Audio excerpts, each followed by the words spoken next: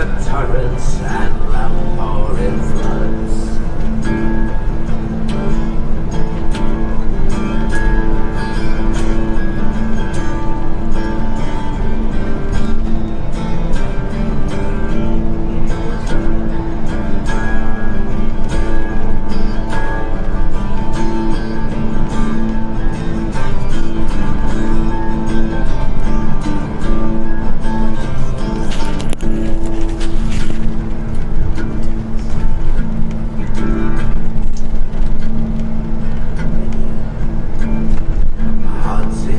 Highlands, my heart is not here. My heart's in the Highlands, chasing the deer. Chasing the wild deer and following the road. My heart's in the Highlands, wherever I go. Wherever I go. Wherever I go, wherever,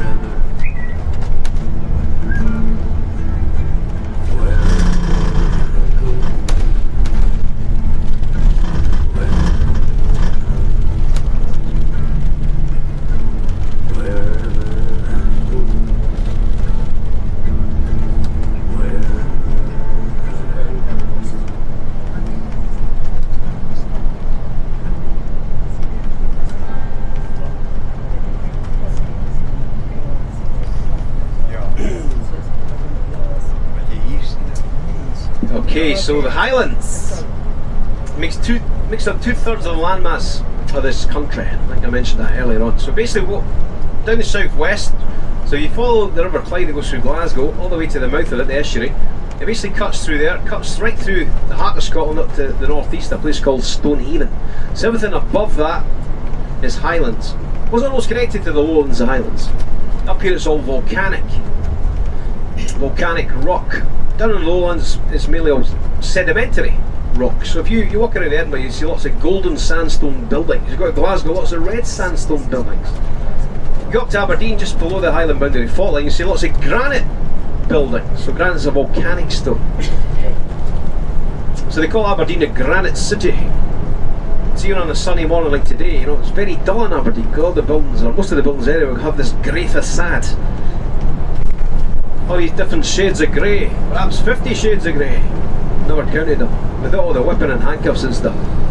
It might go on in Aberdeen, who knows. Never spent much time up there because there's not much to do as far as I can see. Unless you're working in oil and gas. But aye, this Highlands, as beautiful as they are, it seems a very unruly place, full of barbarians. Hairy Highlanders or kilts and beards and swords chopping each other's heads off. Kinda was like that.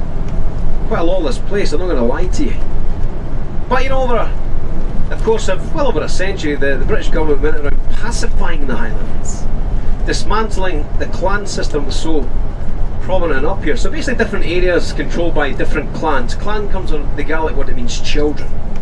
So clans you might have heard of: MacDonald, MacDougall, MacLeod.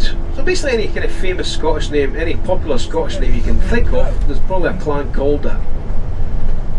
It's almost like a mafia.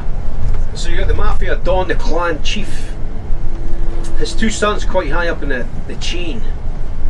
Cattle drovers quite high up as well because they're important, they bring money into the clan. The hierarchy of the clan system.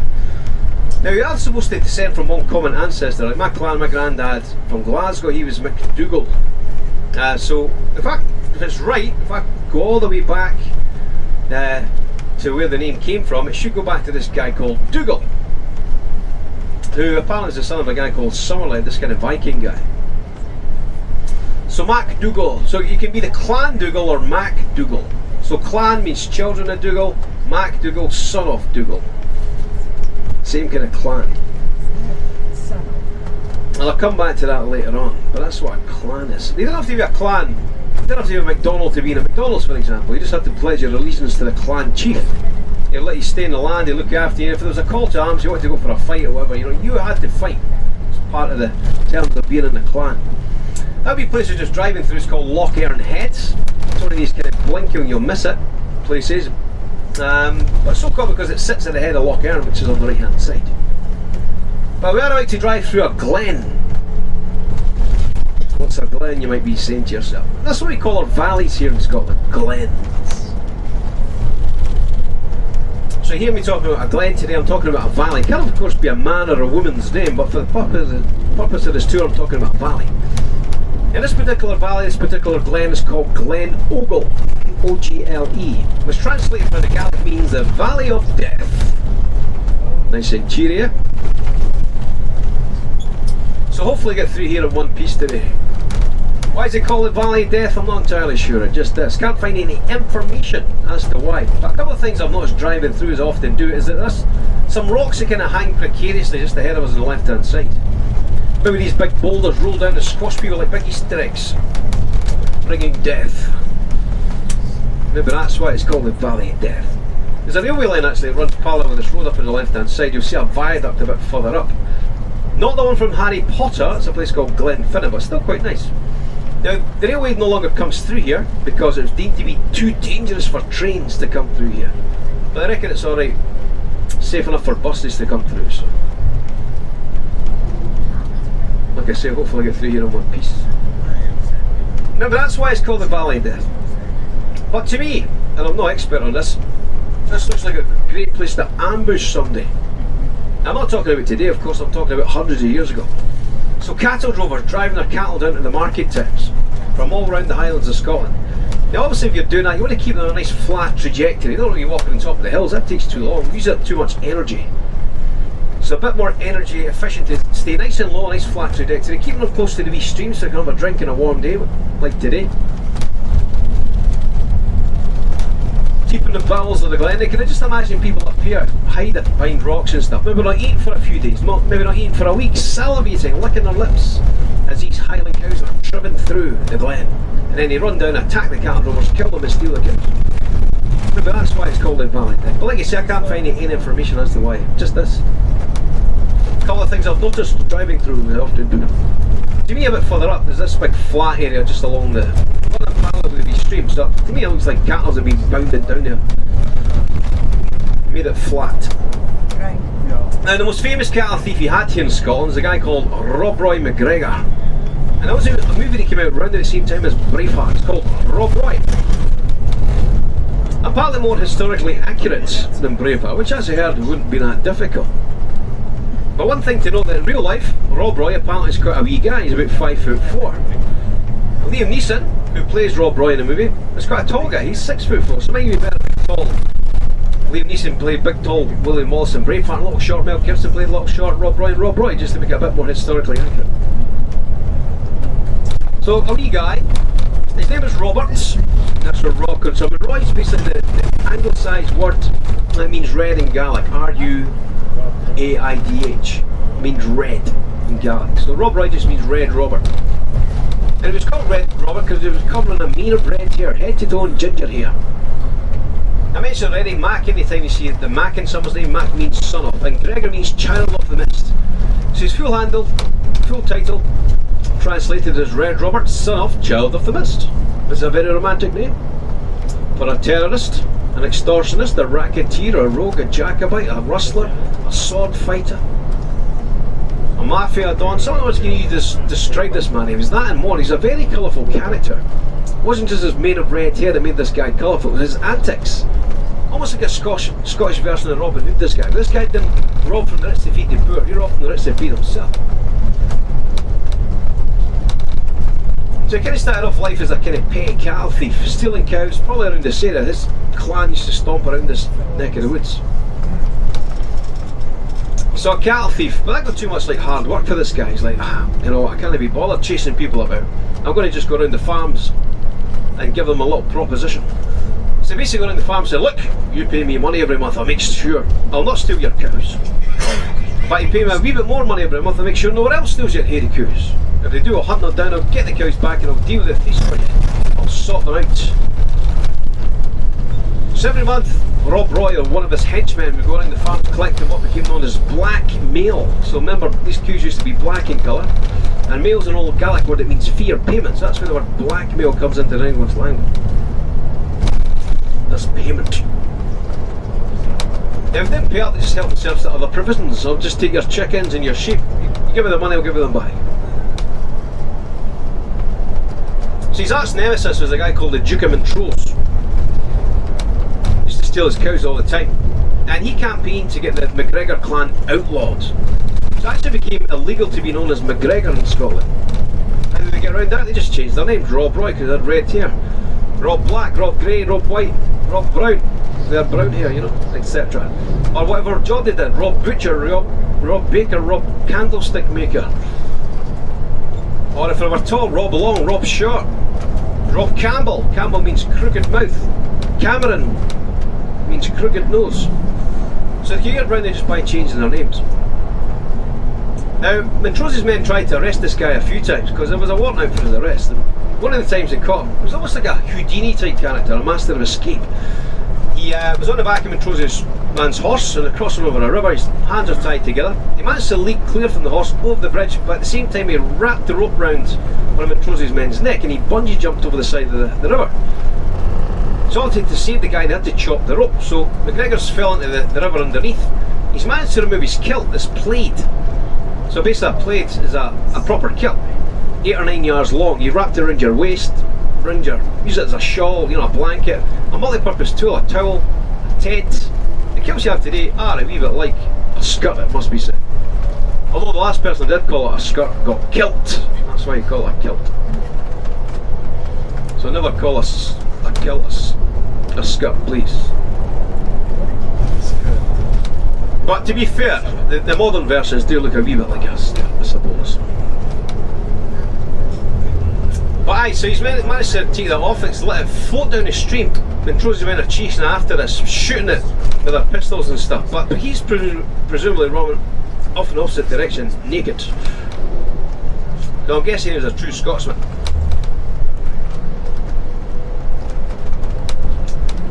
So quite a wee guy, short stumpy legs, wide across his shoulders, very long arms. There's aren't great attributes you want to be a basketball player, but he wasn't a basketball player, he was a sword fighter. It's a great attitude you want to be a sword fighter. You've got a low centre of gravity, those short legs, you know, long arms, powerful shoulders. Self-explanatory why that would be helpful if you're a sword fighter. Now, on every single duel he was involved with, even the last one, more than 20, you know, people used to settle the difference. I challenge you to a duel, and you would fight to the death until someone submitted. They won every single one, more than 20 of these. Even the last one, like I say, was unusual when you're a sword fighter. You usually do lose your last sword fight. He won his well in his 60s by that point. Wily old fox that he was.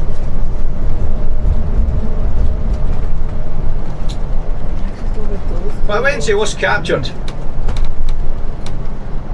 And he was locked up down in London, the Tower of London. Now, an American author, a guy called Daniel Defoe, here's about this guy. He writes a wee story about called the Highland Rogue. So portraying him as this kind of lovable rogue who robbed from the rich to feed the poor, and you know, up to all sorts. A likeable wee guy who just did what he had to do to survive.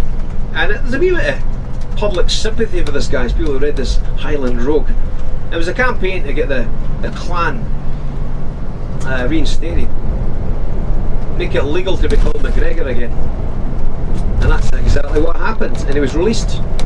Now he's buried just a few miles away, down, just kind of past where, drove through the area where he was buried, a wee place called Balquidder, and his grave's there. You can visit his grave, and it says on his grave, "Here lies Rob Roy, a MacGregor, despite them." So MacGregor, despite not being allowed to be, he was always a MacGregor, this guy. Just maybe not a name all the time, but MacGregor by heart. I try and paint a mental picture of this guy might look like. I always get this vision of an orangutan wearing a kilt, carrying a sword. You know, this wee creature with the short legs, long arms, wide across the shoulders, quite wee in height, head to toe and red hair. Sounds exactly like an orangutan to me. Because it's a Highlander that's going to be wearing a kilt, this orangutan, his wee belly hanging over the top, you know, its wee sword sticking up in the air as well, since a sword fighter. Anyway, we are driving through the Loch Lomond and Trossachs National Park. We don't see Loch Lomond on this tour, it's kind of that way, but we see other lochs, of course. Trossachs, for the record, means craggy land or rocky land. I'm going to play a wee song right now, it's called Loch Lomond.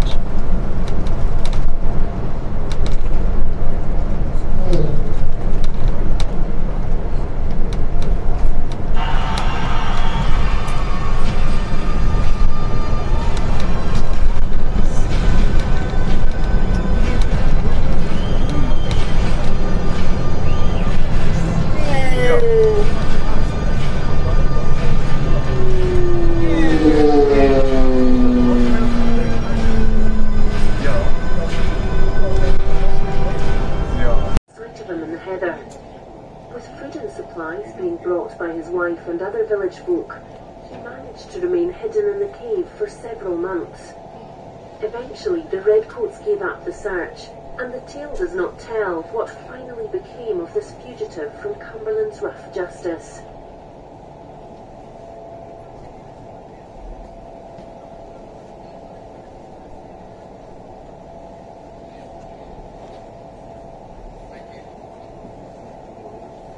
Okay, so now that we're on this side of the loch, this land beside us is very remote. The nearest road is 3 or 4 miles over that hill.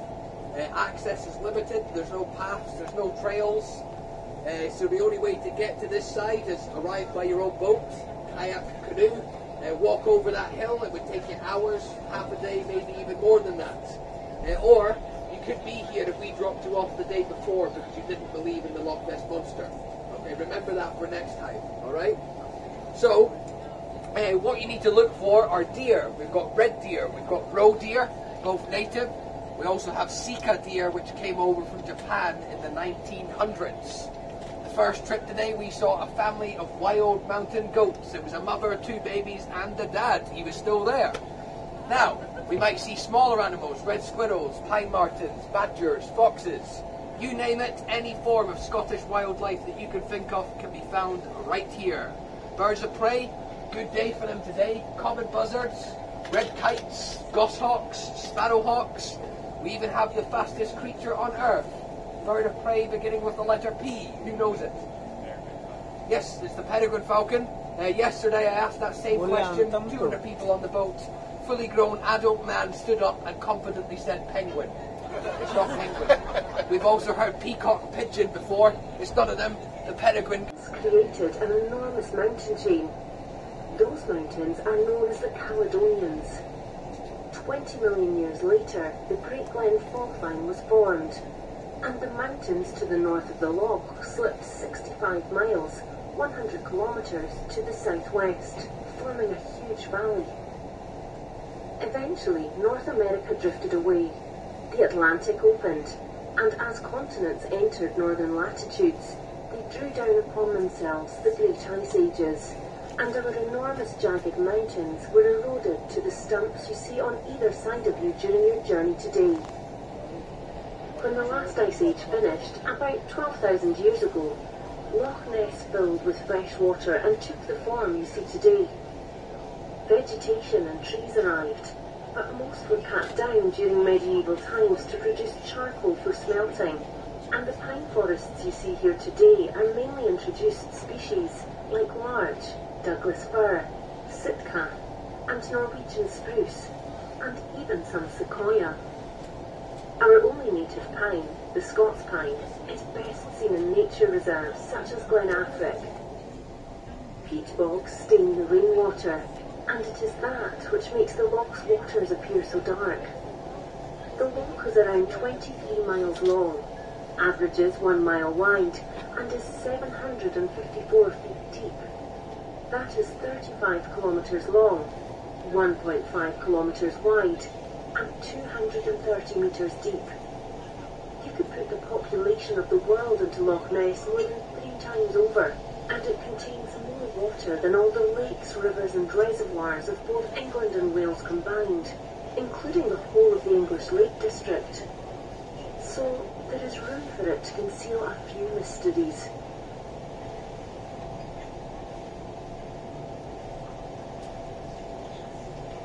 Do keep your cameras to hand, as you never know when you might be lucky enough to film or photograph something unusual on the loch. Whether the phenomena seen at the surface could be Nessie will continue to be debated, and there are many theories on the subject.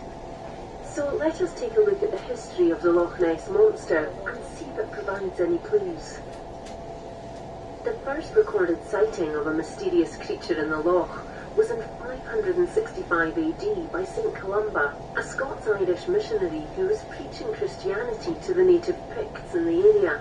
The story was probably just a parable to show the power of the Church of the Christians.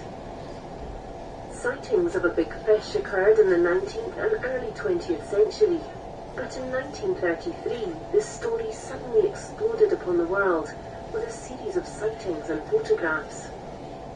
The most famous picture, That of a graceful neck protruding from the water turned out to have been faked, but it will always remain the iconic image of the Loch Ness Monster. Scientists have shown that long-necked animals could not live in the cold water, owing to its temperature and the lack of an adequate food supply. Some will be mistakes, diving birds, and even deliberate invention. The vast majority of sightings are of a single hump, and those can be large living creatures. Sonar confirms strong contacts in the deep water, the domain of fish rather than air breathers. One suggestion is that sturgeon may have been introduced to the river system, and it is known they can live for centuries and grow to enormous proportions, the world record being 8.3 metres and over 240 years old. It might not be a very romantic monster, but at least it could be a real creature.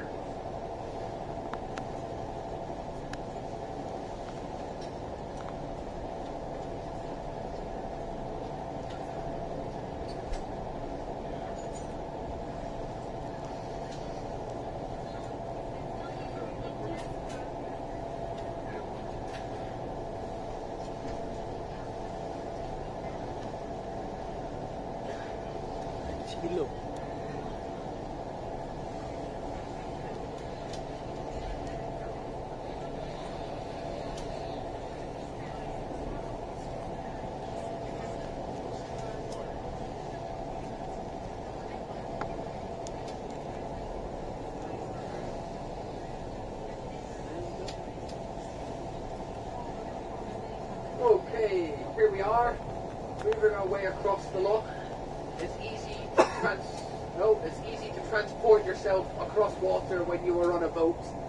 Boats float, they have engines, they can take you anywhere. But exploring beneath the surface of Loch Ness is when it becomes more difficult. And that's because of visibility. Look outside, look into that water and tell me what you see. His actions. Spent a lot of his time living in the bars of Edinburgh, getting absolutely bloated, drunk out of his mind, always gripping onto this piece of paper, these orders. Every time with a drink, you look at his piece of paper and his face would grimace, reminding him what he'd done. Now, a young journalist sees him doing this almost on a daily basis, and he approaches Campbell and says, "Mr. Campbell, can't help but notice you're in here getting drunk. Every time I'm here, you're here. Every time you have a drink, you look at this piece of paper. And it looks like it's haunting you. Is it really that bad?" Without saying a word, he kind of slams it into the young man's hand. He takes it to the side and unravels it and reads it. "Put all to the sword on the deed of 70, etc., etc." Now, him being a journalist, this became public knowledge, which in turn led to a public outcry, which in turn led to a public inquest. Now, the whole state of affairs, like many of these government inquests, no one was ever held accountable for the massacre of Glencoe. Now, the main instigator was a guy called John Dalrymple. He was the Secretary of State for Scotland, also known as the Master of Stair. He didn't like the Highland way of life, so it was a volunteer of Scottish society, volunteer of British society. It is barbarians that didn't conform to the rule of law. He wanted to make an example. Who better than one of the biggest and rulest clans up here, the MacDonalds of Glencoe? Was he punished? No, he wasn't. Given a sideways moving government, and his pension was trebled. So who says crime doesn't pay? So the massacre of Glencoe, 13th of February 1692, a dark day in Scottish history for sure. This wee cottage ahead was belonged to a guy called Jimmy Savile up until his death.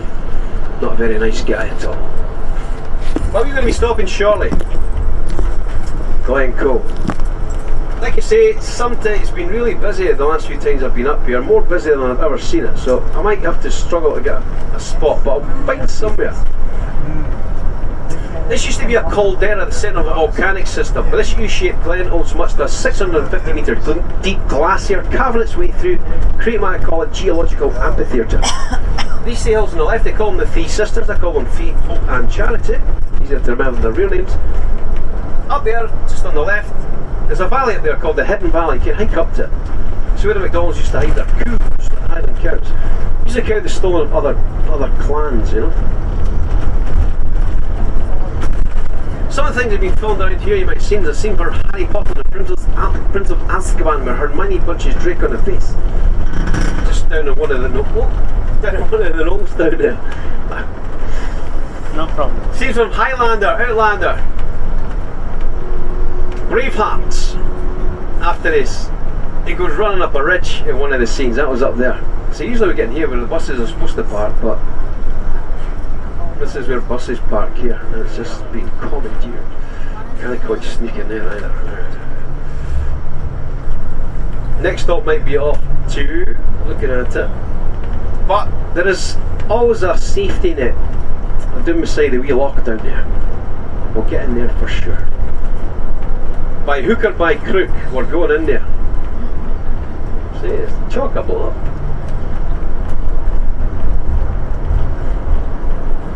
I think it's actually a better view.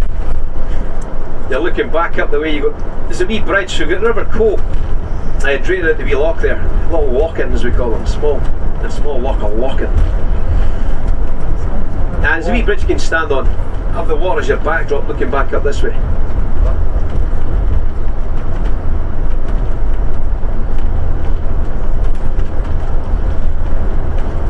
Okay, so 1694, remember, Mary dies. So that leaves William of Orange, or William III, as the sole monarch.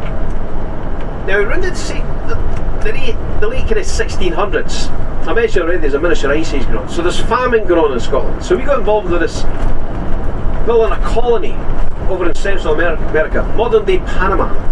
It's called the Darien Scheme. So the plans to sail across the Atlantic, trade with North and South America, go across a small land bridge, across the Pacific, trade with the Far East and stuff. So that was what they started doing. Now, we kept sending supply ships across the Panama, but these supply ships have been intercepted by the Spanish and by the English. They wanted the whole monopoly for themselves, you see. So we kept sending more supply ships across, they kept getting intercepted.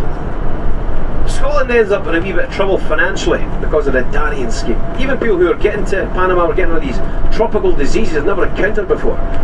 Dying and stuff. So it was a nightmare. Now in 1701, James VII dies. And in the following year, 1702, William of Orange dies. Now, partly he's riding through the countryside in his horse.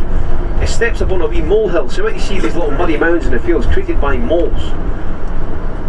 So he steps on one of them, it chucks him off the horse, and he breaks his collarbone. He dies of complications of having a broken collarbone. Now, of course, the Jacobites are delighted by this news. They raise a glass, they toast this little gentleman in the black velvet waistcoat and reference to this little mole that basically killed this monarch. Didn't believe she should be the monarch. So, instead of getting, obviously, baby James was not a baby anymore. They called him James VIII in France. Instead of getting him to come back from France, Mary's younger sister becomes the Queen, Queen Anne. And we'll pause that for now. So we should be able to sneak in here.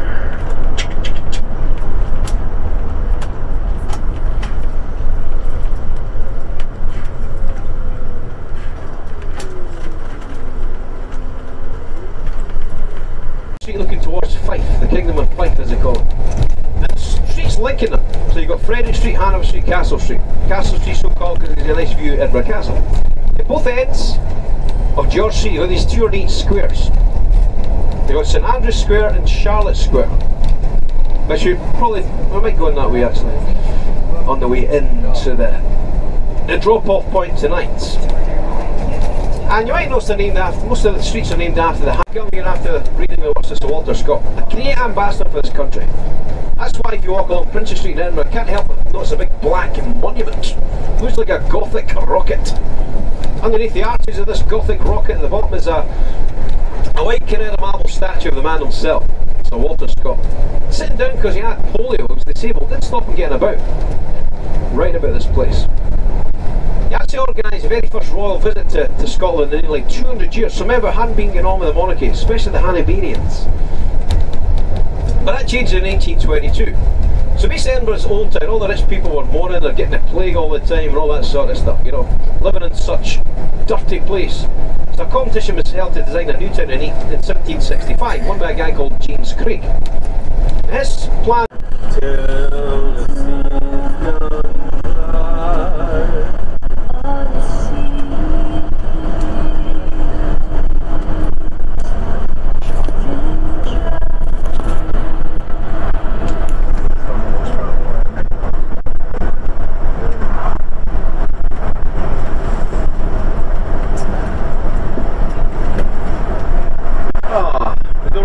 songs like that one A wee song called My Love Is Like a Red, Red Rose. And it's a song written by our national poet Robert Burns. He wrote it for his girlfriend. Romantic, eh? Not for his wife, but he wrote it for his girlfriend. Bit ladies man, Ravi Burns. Bit like Harry Styles of his time, you know, writing his wonderful wee songs. Like romancing ladies at the same time. He actually fathered 11 children. Most of them at wedlock. But he died at the tender age of 37 years young. When he wasn't working as a, when he wasn't writing lovely poems and romancing the ladies, he also worked as a custom and excise man at Edinburgh's port, the Port of Leith. There's a wee statue at Ravi Burns down in Leith. It's quite a nice wee statue actually. Aye, well, a young guy. Apparently Tommy Hilfiger, American fashion designer, descends from him. His parents were even embarrassed to tell him, until he was about 20 years old, saying, you know your great granddad, Ravi Burns. You know, great songwriter, great poet, but you know, a bit of a womanizer, so he was embarrassed by this guy's actions. But we all have our vices, and there are worse vices in the world than ladies, I'm sure. Now on the left hand side you got a wee loch. Well, it's not a wee loch, it's quite a big loch. It's called Loch Lockie. You would think not much thought went into naming this one. We'll just call this, we'll call it Lockie. Oh, so good they named it twice. It's a miniature version of Loch Ness, to be fair, straddling the glen. You can see we put back up the Great Glen. This 120-mile long glen valley, call it what you will. This is the 4th deepest loch in Scotland, about. The 3rd deepest Loch Lomond, 2nd deepest Loch Ness. And the deepest is Loch Morar on the west coast, near a place called Mallaig. This is about 150 metres deep, Loch Ness is about 250, Loch Morar is 310 metres deep. So apparently because of the depth it is deep in the surrounding seas, this tells us one thing, that a big massive glacier once sat in this glen, carving out this void. Most of the blocks we have here in Scotland are what we call glacial plugs. So the glaciers create the voids as they dig their way through, carve their way through the landscapes. It leaves behind this void that filled up with water. Lochs, as we call them. It's easier if you're German to say loch, because a loch in German is a hole. A loch in Scotland is a hole full of water.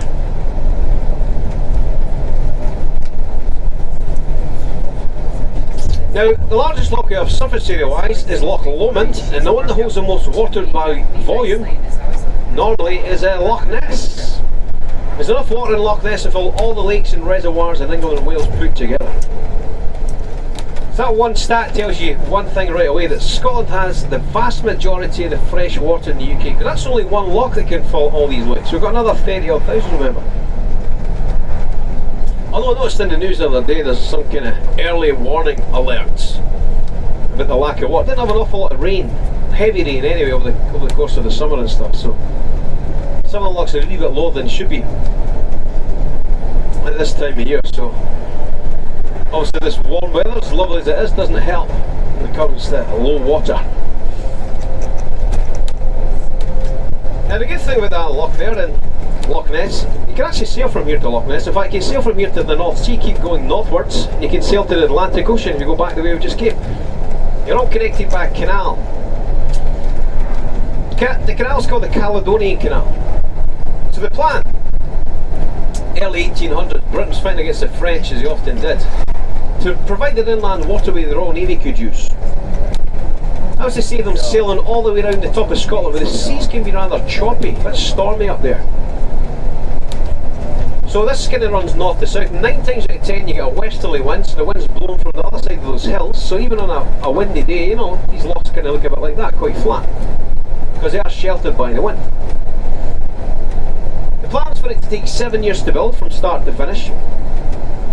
The town was completed in 1822. The Napoleonic Wars were over. Napoleon had been defeated at the Battle of Waterloo in 1815, so it never saw its proper purpose.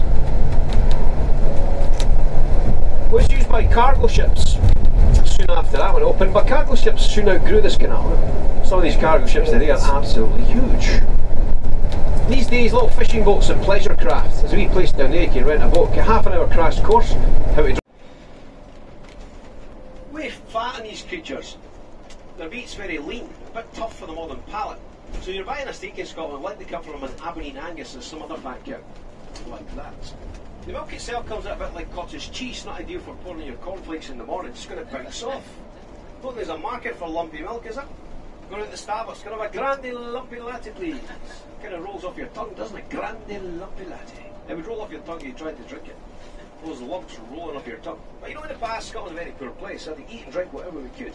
So hairy coos and their milk were on the menu. These days we can afford to be a bit more fussy. That's fine, I'll grab that. Oh, good. These days they're generally kept by farmers as organic lawnmowers, you know, in one end out the other, fertilising as they go. As you saw back there, you'll find them attached to a shop. So you're driving along your hire car. Look, there's some Highland cows. You go and park up, there's a wee sign strategically placed in front of you saying 50% off Kashmir. Use these queues to get off the main road into the shop, spending money. Just about to enter the Highlands, by the way. This wee bump in the road tells us it's quite a nice entrance, actually. Whoa. So welcome to the Highlands of Scotland. So the coos as well, apparently some people keep them as pets. Got a cool pet to have. Much more interesting than a boring old cat, I'm sure. We'd like to change a hairy coo's litter tray, mind you. Need a big shovel for that. And you find them as